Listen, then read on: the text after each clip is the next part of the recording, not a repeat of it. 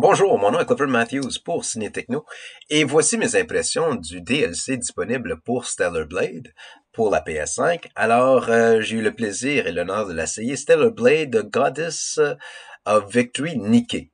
Alors, le tout du DLC est vraiment divisé en deux volets. Il y a un côté qui est vraiment le premier volet, c'est vraiment un côté cosmétique. Alors, on a de nouvelles tenues et accessoires, on a des améliorations en mode photo, il y a de la nouvelle musique à écouter quand on est au camp, des affaires du genre.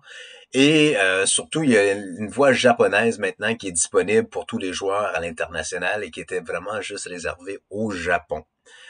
Pour le côté là, gameplay, c'est plus ou moins il y a un nouveau boss, il y a un nouveau style de jeu qui est inédit, qui est vraiment inspiré par la gameplay de Nikke. Alors, dans ce cas ici, c'est que, pour ceux et celles qui n'ont jamais joué le style de Nikke, c'est que on voit Eve, qui est notre héroïne là, du jeu, qui doit tout simplement se cacher derrière des barricades. Et puis là, on a vraiment là des vagues d'ennemis qui arrivent. Et puis de là, on essaie de les attaquer de gauche à droite avec un tir, avec nos armes, peu importe. Et par la suite, là, on voit que notre thermomètre, peu importe, s'accumule, puis on peut utiliser une attaque spéciale. Parce que le tout, c'est aussi des missions de récupération. Par contre, c'est pas direct de cette façon-là, c'est vraiment, comme je l'ai mentionné, avec des vagues d'ennemis qui nous viennent. Et par la suite, une fois que c'est réussi, c'est réussi. Et puis on obtient l'item en question. Tout ça pour venir au boss final, qui est, de ma part, quelque chose de très, très, très difficile à vaincre. Surtout, c'est très difficile de le faire du premier coup, à moins que vous êtes très habile.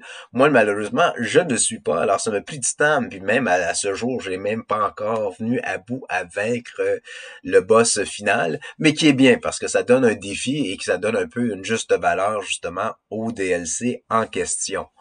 Le DLC en même, est-ce que ça vaut la peine? Je vais dire oui, parce que c'est comme tout autre jeu auquel qu'on a complété, c'est bien d'y retourner avec des nouvelles missions, avec des nouvelles façons d'interagir avec le personnage ou le jeu qu'on a investi autant de temps. Alors c'est bien de retourner en arrière et puis trouver un petit cachet ou quelque chose de nouveau à suivre. Est-ce que je crois que ça va être peut-être la conclusion de celle-ci jusqu'au prochain jeu? J'imagine que oui, parce qu'on a fait un peu le tour, mais c'est un super bel ajout. Alors si vous avez la chance, et puis je vous suggère de le télécharger, c'est un bel ajout pour Stellar Blade.